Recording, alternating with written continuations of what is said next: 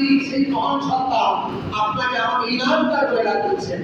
ইনামুল হাদি সূরা 3 এর মধ্যে বলেছেন আলাইহিসসালামু বিআহকামিল হাকিমিন।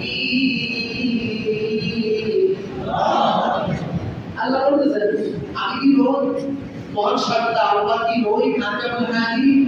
এই আয়াতের মধ্যে তাফসীরের মধ্যে আছে যে নাম বলা প্রত্যেক ইমানদারের দায়িত্ব। নিশ্চয় আমাদের হাকিমুল হাকিম তিনি কে?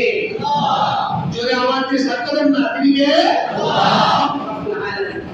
উনি বলতেছেন ইমানদারদেরকে ডাক দিয়ে, হে ইমানদাররা শোনো, ইসতাঈনু বিস-সাবরি ওয়াস-সালাহ, তোমরা সাহায্য তালাশ করো, সাহায্য প্রসন্ন করো, ভালো ফরজ ধারণের মাধ্যমে আর নামাজ আদায়ের মাধ্যমে। বলে সুবহানাল্লাহ।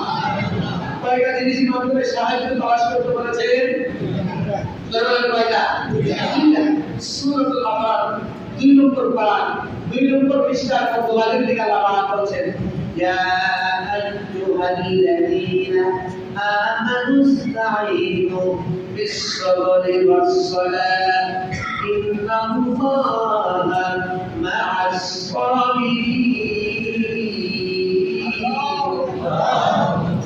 আল্লাহ রাব্বুল আলামিন বলেন ইমানদাররা শোনো, তোমরা সাহায্য প্রসন্ন করো, সাহায্য তালাশ করো ধৈর্য ধারণের মাধ্যমে আর নামাজ আদায়ের মাধ্যমে। নামাজ আদায় করে তোমরা মালিকের কাছে তোমাদের যা চাহা, তোমাদের আশা, ইচ্ছা, আকাঙ্ক্ষা সব কিছু তুলে দাও। আল্লাহ পাকের নামাজ আদায় করলে তোমাদের আশা আকাঙ্ক্ষা আল্লাহ পাক পূরণ করে দেবেন। বলেন সুবহানাল্লাহ। আমরা সমস্যার সম্মুখীন হবে, পূরণ করবেন কে? আল্লাহ। আমাদের সমস্যা দেন কে? আল্লাহ। আমাদের সমস্ত বিপদ বাঁচিয়ে দেন আল্লাহ। আমাদের সমস্ত বিপদ থেকে উদ্ধার করেন কে? আল্লাহ।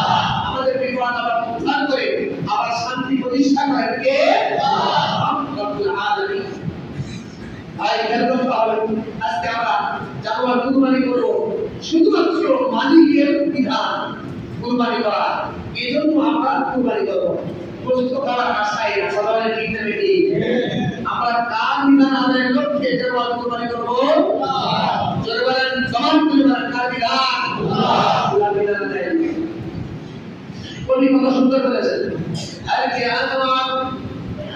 আনোয়ার ও শরিয়াত দুরেবান, হর কে আনোয়ার ও শরিয়াত দুরেবান, আজ না বাজতা ইমানদার দোজখান। তাই মুফতি বিষয় কথা সুন্দর কথা। মুফতি আযম সাইয়্যিদুর রহমাতুল্লাহি আলাইহি যিনি ইন্তেকালের সময়